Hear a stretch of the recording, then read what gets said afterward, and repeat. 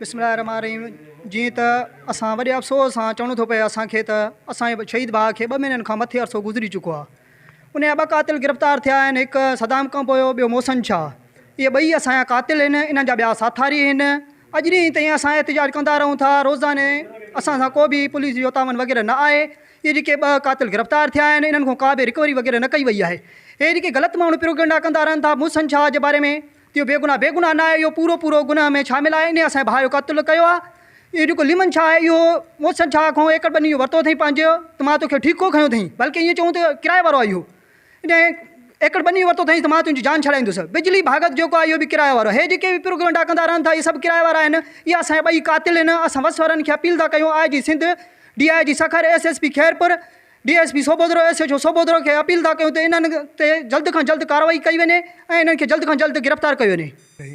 असांखे वॾे अफ़सोस सां चवणो पवे थो त 2 महीननि खां वधीक अरसो गुज़री चुको आहे त हिन वक़्त ताईं असांजे तक जा MPA ऐं MNA असां सां को बि शहीद सजाद अली चंडी जे खून जे एवज़ को बि ताउन न कयो आहे।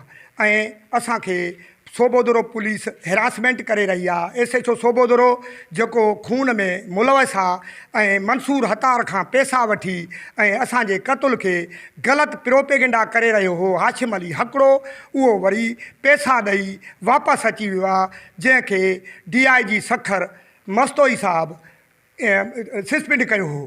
पर अफ़सोस सां चवणो थो पए त उन सां गॾु जेके हाशिम हकड़े सां जेके कठे आहिनि कातुलनि जा माइट साथी, उहे असांखे ग़लति इंफॉर्मेशन ॾेई रहिया आहिनि त हीउ जेको आहे तव्हां ते केस कूड़ा दाख़िल कंदो ऐं असांखे न्यापा ॾेई रहियो आहे। असांखे को बि ड्रिज न आहे।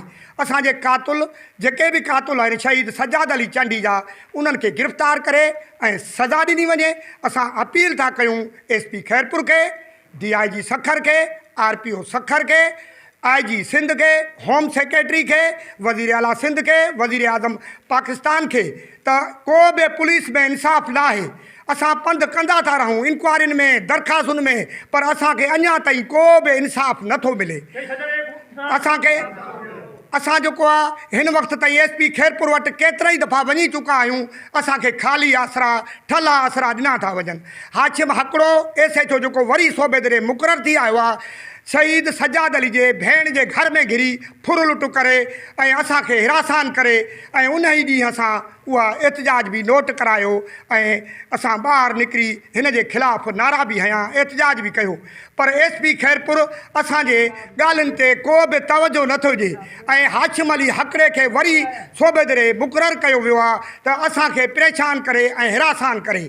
ऐं असां चऊं था, अर्ज़ु कयूं था गवर्नमेंट सिंध खां, गवर्नमेंट पाकिस्तान खां त हिन खे वापसि करे जेल हवाले कयो वञे, छाकाणि त हीउ SHO इंतकामी कार्रवाई जे लाइ आयो आहे। हाणे जेके एहतिजाज ग़लति प्रोपेगेंडा करे रहिया आहिनि ॾोहारियुनि जा साथी अयाज़ कंबोयो, बिजली भागत ऐं मोहसिन शाह जा जेके लीमन शाह खे एकड़ ज़मीन जो मिलियो आहे, मोहसिन शाह ॾिनो अथसि त मूंखे तूं गिरफ़्तार थियल आहियां छॾाए।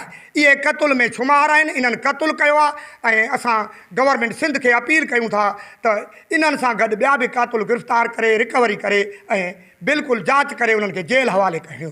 हक़ करण वारी हुकूमत ई कान्हे।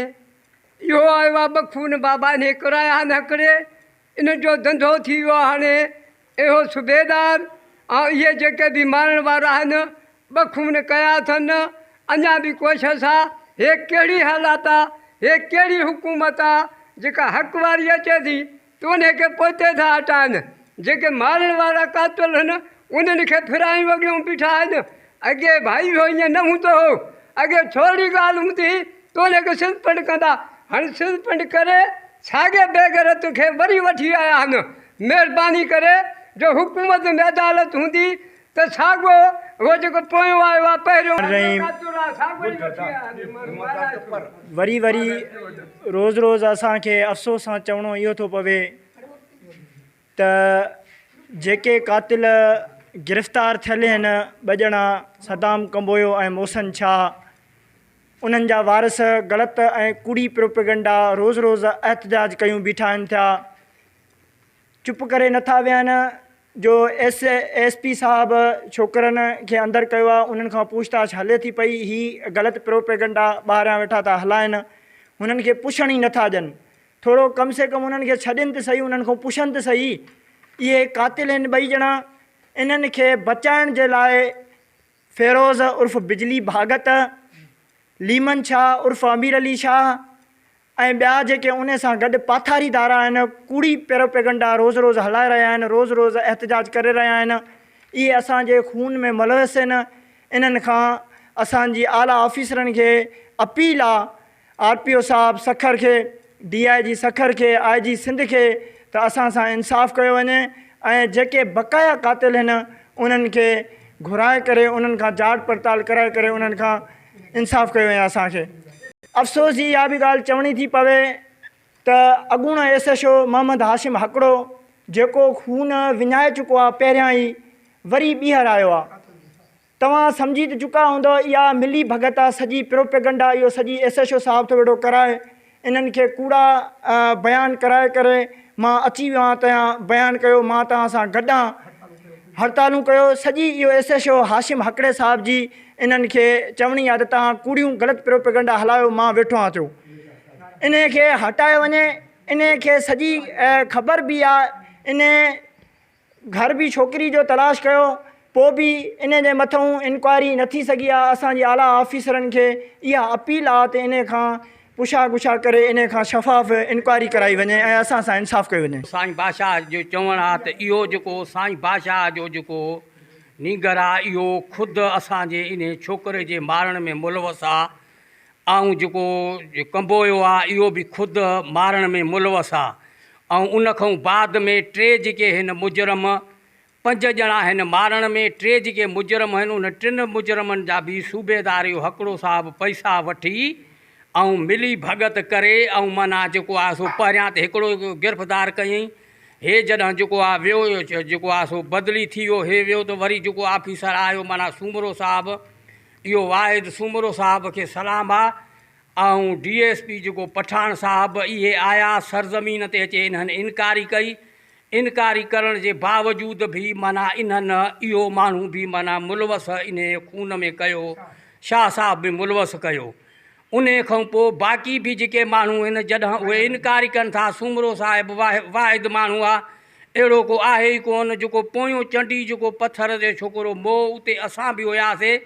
अहिड़ा त लफ़्ज़ साहिबु ॻाल्हाया जो मां चवां थो त अॼु ॾींहं ताईं अहिड़े ऑफिसर कंहिं बि लफ़्ज़ न ॻाल्हाया त जेका बि ॻाल्हि हुजे, बाबा मूंखे तव्हां सिधी ॻाल्हि कयो, कंहिंजे बि चवण ते या कंहिंजे बि हिन ते न अचो। इहे वाहिद मां सो SP साहिब खे अर्ज़ु कजे थो, ऐं जेको आहे सो DIG साहिब खे, IG साहिब खे, त इन सूबेदार खे महिरबानी करे हटायो वञे। ॿाहूं ॿधी असां अर्ज़ु था कयूं त इन खे हटायो वञे। इहे जेको सूमरो साहिबु आहे, इन खे रखियो वञे।